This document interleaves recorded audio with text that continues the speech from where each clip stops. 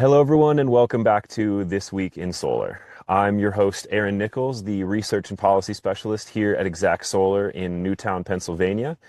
And today's episode is very special because it's literally brought to you by solar. I'm out on the road. Me and my girlfriend are doing a working road trip. And this wouldn't be possible without just a off-grid solar setup and a battery bank and a Starlink. So very grateful for that. You may hear some nature noises, and that's just because I'm recording outside today. Now, today's guest is someone that I have had nothing but positive interactions with, and I'm happy to have gotten to know in person. She is an analyst at Wood Mackenzie and covers distributed solar for them. It's just been a delight to interact with you every time. It's Zoë Gaston, ladies and gentlemen. Yeah, thanks for having me. Yeah, welcome to the show. And I would love if you could give the listeners just a bit of a broad overview of who Wood Mackenzie is and what y'all actually do in this space. Definitely. So, Wood Mackenzie is a global research and consulting firm, but my team and my focus is the U.S. distributed solar research team. So, primarily we put out research reports and kind of the state of the U.S. solar market, how installations have trended. We put out forecasts on where we expect, the market to go over the next 5 to 10 years. We talked to lots of different folks in the industry to just gather data and trends on really, what is going on and what is happening right now. Okay. And obviously, I think what's on most people's minds in the last few weeks has been the effective repeal of the Inflation Reduction Act. And since I work for a distributed solar company and you cover distributed solar looking at data all across the country, I'm really curious what y'all are seeing and how you think distributed solar companies can prepare for what's coming. Definitely. So looking at the data that we have so far we're just kind of working on finalizing our Q2 installation data. So we have Q1 installation data of 2025. So Q1 is typically always the lowest quarter for installations in residential solar, just with seasonality. But I would say that Q1 of this year was particularly low. It was down about 10 to 15% compared to Q1 of 2024. And Q1 of 2024 was already pretty low in itself. Mhm. So like I said, we don't have Q2 final data yet, but I know just from chatting with my team, looks like we do have Arizona, and so far Arizona installs have been down about 20% quarter over quarter in Q2. So overall, what I'm kind of anticipating for the rest of the year is that Q2 likely will continue to be pretty low for installs. The first half of the year was a pretty weird start to 2025. First, we're continuing to see high interest rates impact demand. We also had the bankruptcies of two major financing players, Mosaic and Sonova. And then there was also the uncertainty with the bill. Would the tax credits go away? And I think, you could probably speak better to this, but I think in some ways that can make the customer sales pitch a little bit more difficult that potential tax credit would go away. But, we didn't actually have certainty on that until just a few weeks ago. So I think now that the bill has actually been signed into law, I'm hearing from installers that they're starting to see an uptick in sales. There's more of that urgency for at least homeowners with 25D in, qualifying for the tax credit before the end of the year. Mhm. So I think with that, we'll likely see a bit of an uptick in Q3, and then Q4 will probably be pretty strong. Okay. Yeah, it's been really amazing on our end, just the amount of lead volume and sales we've had in the short term. I think obviously the incentives going away in the short term is probably the best imaginable marketing for any solar company. But It's then true. in the long term, we'll really have to see what happens. But at this point, we are starting to book jobs out into January. So we're definitely going to have a nice backlog of installations. But obviously, I mean, we're navigating a new world. and Hmm. it's just going to be really interesting to see what happens. Um, what are y'all preparing for at Wood Mackenzie? I know that a lot of people were saying, we need a reasonable phase down, not a cliff. Some people will say that this is indeed a cliff when you say that, distributed solar has had incentives for decades, and now will residential solar won't have those same incentives, and commercial solar, those incentives are going to be phased out on a much faster timeline. What are y'all preparing for on your end?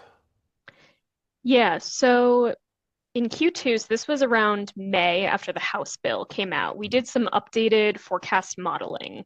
So we put together a low case where we're kind of assuming, worst case scenario of some sort where after 2025, no residential solar system installed qualified for the 25D ITC or for the Section 48 ITC.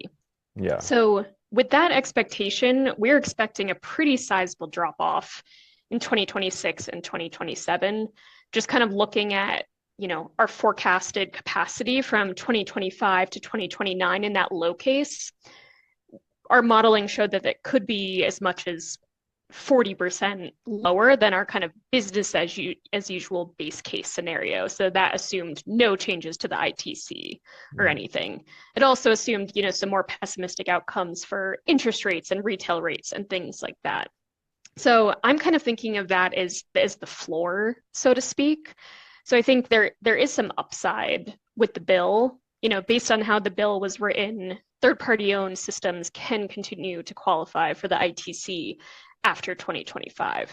That Right. is up in the air with the executive order with how restrictive it will be. So we'll see once Treasury guidance comes out. And also, like I said, ideally, retail rates are coming up, interest rate cuts eventually happen, and those both provide some upside to our low case. Mhm. So, assuming that third party ownership can continue to qualify, I'm expecting, you know, somewhat of an uptick in installations in 2025 just because of the 25D rush. And now I still think that there will likely be a contraction in 2026 with 25D having gone away. But I think we'll start to see a big uptick in third party ownership market share starting in 2026 that could last for a few years. So, I'm hearing of a lot of installers who have only done loan and cash historically shifting to third party ownership. Mhm. So I think we'll see a market shift towards that. I think we'll also see just some more diversification happening with installers.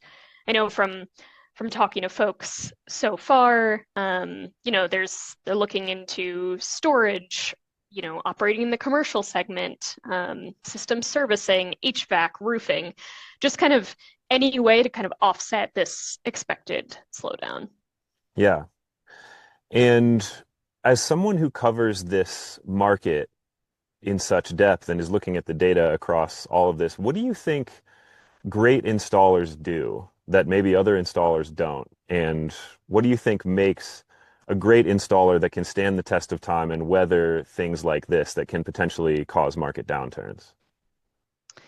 Yeah, it's a good question. I mean, I don't talk to every installer, of course, but Totally. of the group, that I chat with, it does seem like some of the smaller local installers are able to like actually build somewhat of a relationship with their customers and build trust and can continue going back to them in the future to offer them storage or other types of products. So that's probably one thing that stands out to me is these companies who actually care about their customers, want to see them save money. Okay. And then what are you optimistic about going forward? I think personally, I'm optimistic in that there's so much power in telling Americans they can't have something that they used to have. Like I think Yeah. whenever an administration goes messing around with something and says now you can't have this, I think there's going to be a lot of people who get solar just out of defiance. Hmm. And so that's something I'm optimistic about heading forward. I'm interested in what you're optimistic about as we navigate this new world. Yeah, I think that the industry and many installers are going to find ways to adapt to Hmm. this new normal. Like already I'm from chatting with installers who only do cash and loan, who don't plan to start to offer TPO. They're finding ways to cut costs. Like they claim, they're going to eat that 30% cost next year so that they can offer customers, the same price as if they had the Hmm. ITC. We'll see how they actually do that, but that's definitely just something I'm hearing across the board is like ideally industry players find ways to continue to make solar affordable for customers. That may end up, weeding out some bad actors, some other players who can't can't operate in this new world or make it work. But I Yeah. think potentially in the long run, the Yeah. industry will adapt and hopefully costs will come down. Yeah. Man, Zoe, I'm so fired up. I think like it was fun to get into solar when we had all these incentives, but at my core, I'm a contrarian and I just love having this be a fight. It's just got me so much more fired up. Hmm. And I'm so excited for the next couple years and I'm so excited to have my job be an act of defiance rather than rather than the accepted norm, which is probably silly. But I'm just fired Yeah. up and ready to fight. Yeah, it's interesting. I mean, I got into this role in 2022, right around when the IRA was passed.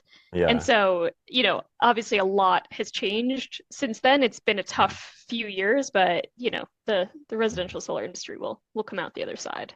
Yeah, and it's been going for such a long time. I mean, when I interviewed Nico Johnson for the first episode of this, which will be airing in a couple weeks, I was telling him that I've been so blown away since I got into this industry with the closeness of people who have been in it for a while. Hmm. And anyone who's been in solar, it can be even intimidating, but anyone who's been in renewables for longer than 10 years, they all go to the same conferences. They're all best friends and they're godparents to each other's children. And that's going to be us in 10 years, which is pretty Yeah. cool. And Hmm. I am really excited to work with the people who are in this industry, but I'm curious just your personal opinion with you and me as young people who are in this industry and are relatively new and are just now having the baton passed to us by people who have done so much work to get us to the point where we are. What do you think we can do to just carry it to the next level? It's a good question. I mean, my role at Wood Mackenzie is to be very, objective about the industry and, track trends, be like, this is what's happening. Yeah. And, have an informed opinion about what will happen. So, my goal is to continue to just provide data to the industry to educate everyone about, how things are looking, how they can adapt, how they can move forward. Yeah. All right. Sounds good. And I'll be over here just fighting. Yeah. All right, so this last one is it's just kind of a moonshot question I put in for fun that I'm doing with everybody that we're doing for this limited run of interviews. And it's because a couple weeks ago, I was at my grandma's 80th birthday party and I got to give a speech. And as I was putting together a LinkedIn post about it afterwards, I just started thinking about the timeline of 80 years and my grandma's life. And I realized that she was born into a world where what we conceive of as renewable energy right now literally didn't exist. Like Hmm. you had windmills that pumped water, you could use wind to sail ships, but she was born 10 years after the Rural Electrification Act. So even electrification was relatively new. And she was born 9 years before the first PV cell was built in 1954. And then, like, in her lifetime, like Jimmy Carter put solar on the White House in 1979. And there's all of these things that have happened that weren't even considered possible before. So if you're just extrapolating, and don't worry, we'll both be gone, no one will hold us to the answers for this. What do you think renewable energy is going to look like in 80 years? Hmm. That's a great question.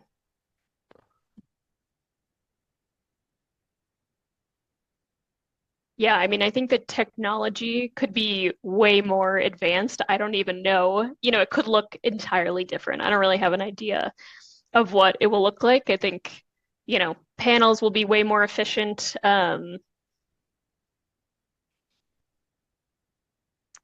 I don't know. We might finally have solar powered cars. We might be able to Yeah, just paint potentially. solar power onto buildings instead of Hmm. installing it. The Yeah, paint lots. itself might be electrified. Yeah, we'll see. Yeah. Well, thank you so much for doing this, Zoe. It's been really fun to basically just get to talk to my friends for work, and I'm so grateful that you made the time to do this today. Where do you like to be found? Hmm. You mean on like social Yes, media online, or not in okay. real life.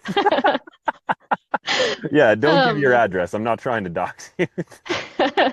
so yeah, you can find me on LinkedIn. Just yeah, search my name, Zoe Gaston, and periodically post updates about our research and things like that. And it's been wonderful talking to you, and you can go find Zoe's work on LinkedIn. She posts some very educational graphs and charts from her work as an analyst, and she's worth following. And Well, thanks for having me. yeah, that's been This Week in Solar, and I will see you next week.